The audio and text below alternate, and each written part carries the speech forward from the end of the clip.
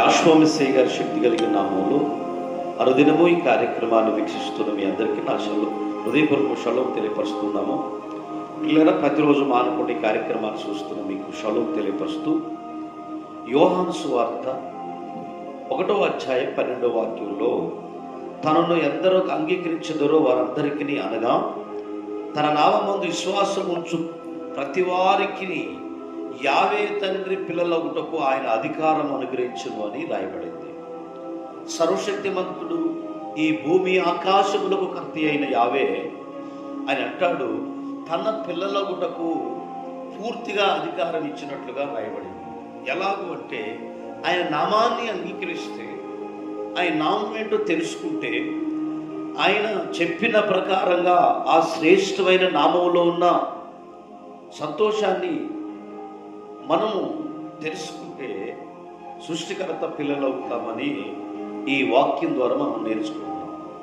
ఆయన నామం ఏంటి అంటే తండ్రి యొక్క నామము యావే తండ్రి అని రాయబడింది. అంటే యావే తండ్రి అనేది ఉండువాడు అనువాడు, నిరంతరము ఉండువాడని తెలుగులో రాయబడింది. అది మోషేకి నిర్మాకాండంలో చెప్పాడు. అయ్యా, ఐగుప్తుకి వెళ్ళినప్పుడు వాళ్ళు మీరెవరని నన్ను అడిగితే, మీరు ఎవరు పంపించారని అడిగితే నేను ఏం చెప్పాలి అని అడిగినప్పుడు నేను ఉండువాడను అనువాడనని లేఖనం ద్వారా తెలియపరిచాడు. హల్లెలూయా.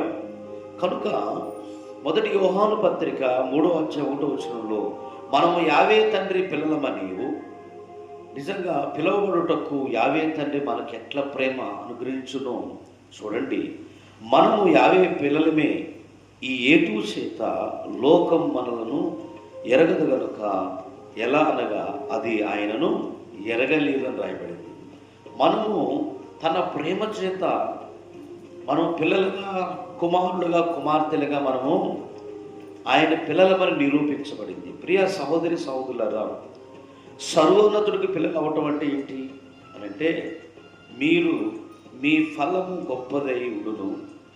లోకస్వార్త 6:35 వచనంలో మీరు సర్వోన్నతుడు కుమారుడు కుమార్తెలై ఉన్నారని రాయబడింది. లోకస్వార్త 1వ అధ్యాయం 32వ వచనంలో ఆయన గొప్పవాడై సర్వోన్నతుని కుమారుడు అనబడును. మనము సృష్టికర్త తండ్రి అయిన దావీదు సింహాసనం తన కుమారుడిని యాషోమెస్సీకి ఇచ్చునని రాయబడింది. ఈరోజు తన సింహాసనాన్ని యావే తండ్రి కుమారుడికి ఇచ్చాడు. ఈరోజు మనం కూడా తండ్రి యొక్క బిడ్డలుగా మనం ఎలా మార్చబడతామంటే, యావే తండ్రి యొక్క సన్నిధిలో తన కుమారుడు విశ్వాసం ఉంచి తన నామాన్ని నమ్ముకొని ఆయన రక్తంలో కడగబడిన అనంతరము ఆయన పిల్లలుగా అవుతాము. నికోదేము వచ్చి అడిగినప్పుడు నికోదేము అంటాడయ్యా, పరలోక రాజ్యం వెళ్ళాలి అంటే ఏం చేయాలంటే, నికోదేము నువ్వు వెళ్ళి తల్లి గర్భంలో జన్మిస్తేనే తప్ప, మరి నూతన జనం మరొక జనం జన్మిస్తేనే తప్ప పరలోక రాజ్యానికి దొరకదు అన్నప్పుడు ఆయన అంటాడు, మళ్ళా వెళ్ళి తల్లి గర్భంలో ఎలా జన్మిస్తాం ఉన్నప్పుడు ఒక నీటి మూలంగా జన్మిస్తే చాలు అన్నాడు. మనం రక్షణ పొందడం ద్వారా, బాప్తీసం తీసుకోవడం ద్వారా, యాశ్వమిస్సయ్య గారిని అంగీకరించడం ద్వారా తన అధికారాన్ని మనకిచ్చాడు, తన వారసత్వాన్ని మనకిచ్చాడు. తన పిల్లలగుటకు తండ్రి మనం నిజంగా కుమారులుగా కుమార్తెలుగా ఉన్నామని రాయబడి. దేని ద్వారా అంటే గలతీ పత్రికలో డిక్లేర్ చేశాడు. 3వ అధ్యాయం 26వ వచనంలో యాషోమెస్సయ్య నందు మీరందరూ విశ్వాసం వలన యావే తండ్రి కుమారులై ఉన్నారని రాయబడింది.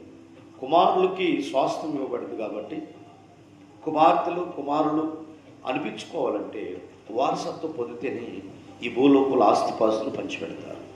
తల్లిదండ్రులు బాగు చూసుకుంటేనే, గౌరవిస్తేనే వాళ్ళలో ఏంటంటే వాళ్ళకున్న ఆస్తిపాస్తుల్లో పాల్పొప్పులు ఉంటాయి. అలాగే యాషోమెస్సయ్య వారి యొక్క రక్తంలో కడగబడి తండ్రి ఆజ్ఞలు గైకుంటూ ఆయన నామమును ధరించుకొని ఆయన అంగీకరించిన వారు మాత్రమే ఆయన బిడ్డలుగా ఉంటారని రాయబడింది. రోమపత్రిక 8వ అధ్యాయం 17వ వచనంలో మనము పిల్లలమైతే వారసులం, అనగా యావే తండ్రి వారసులము, మెస్సయ్యతో కూడా మహిమ పొందుటకు ఆయనతో కూడా శ్రమపడిన ఎడల యాషోమెస్సయ్యతో వారసులుగా ఉంటాం.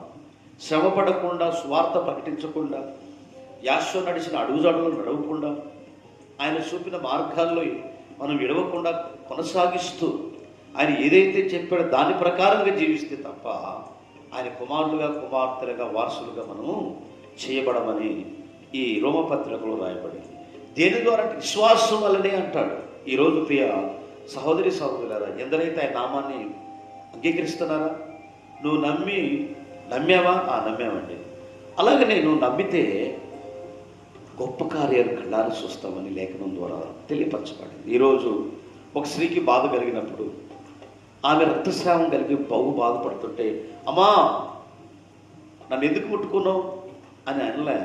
శిష్యులతో నన్ను ఎవరు ముట్టుకున్నారంటే, నిన్నెవరు ముట్టుకుంటారు ప్రభు, అందరూ నిజంగా వారి మీద ఏది అందరూ పడతా ఉన్నారు కదా అంటే, లేదు కావాలని ముట్టుకున్నారంట. ఈ కావాలని ముట్టుకుంటే ఆయన అన్నాడు, అమ్మా నువ్వు వెళ్ళు, బాగుపడ్డావు, నీ విశ్వాసమైన స్వస్థపరచు అన్నాడు.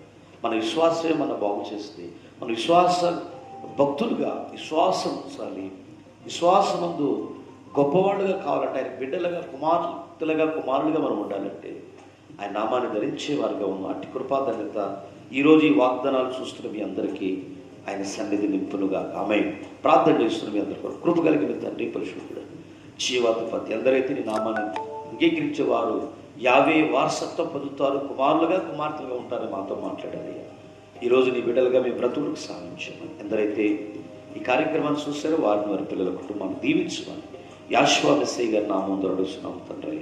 ఆమె ఈ కార్యక్రమం గురించి అనేక తెలియపరచండి, లైక్ చేయండి, షేర్ చేయండి, మరి సబ్స్క్రైబ్ చేయండి. యావే మనందరినీ దీవించుకుంటారు. ఆమె